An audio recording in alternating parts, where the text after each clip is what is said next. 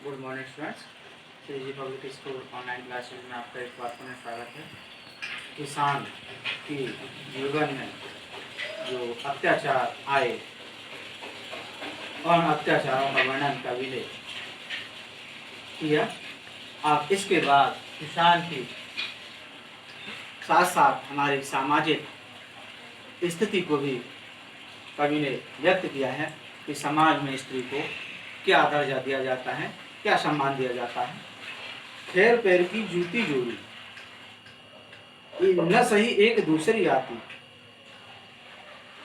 पर जवान लड़के की सुधकर सांप लौटते फटती छाती। कवि कहता है कि उस किसान की पत्नी मरी तो मरी, उस पत्नी का मरना किसान को इतना अधिक कष्टकर नहीं लगा, क्योंकि पत्नी तो उस किसान के लिए पैर की जूती के समान तुच्छ थी।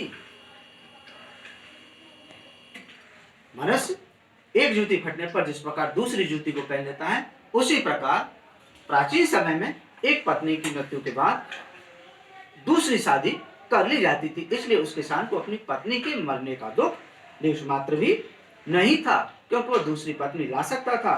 परंतु जब उसे अपने जवान बेटे की याद आती है, उसे अपने जवान बेटे की हत्या की याद आती है, तो उसकी छाती पर सांप लेटने लगते हैं, उसे ईर्ष्या होने लगती है, उसे जलन होने लगती है, उसका मन पीड़ित हो जाता है और वह सोचता है कि मैं अपने पुत्र को नहीं बचा पाया, तो मैं दूसरी पत्नी लाने की हिम्मत कैसे करूं।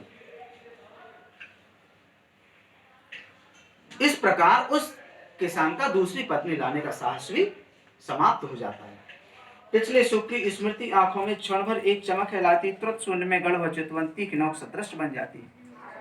पिछले सुख की स्मृति अरे याद है, किसान के जीवन में जो पिछला सुख था, लहलहाते हुए खेत थे, खेतों में हरियाली थी, धन धान्य था, घर था, पुत्र था, पत्नी थी, पुत्रवधू थी, बेटी थी, दो सुंदर से बैलों की जोड़ी थी। उन सबको जब याद करता है, क्षण भर एक चमक हिलाती, तो उस किसान के जीवन में क्षण भर के लिए एक चमक आ जाती है, एक प्रसन्नता होती है उस किसान की आंखों में। तुरंत शून्य में गढ़ व चितवंती की नौक सदृश बन जाती।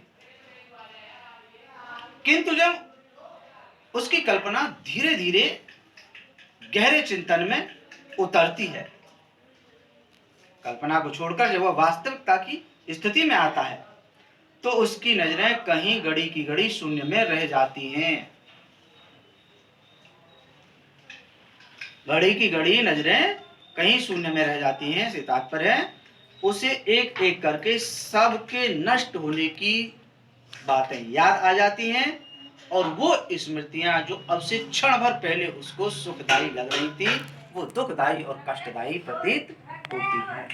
इस प्रकार पंत जी ने वे आंखें, वे माने किसान की आंखों में जो वियोग पीड़ा दिखाई देती है,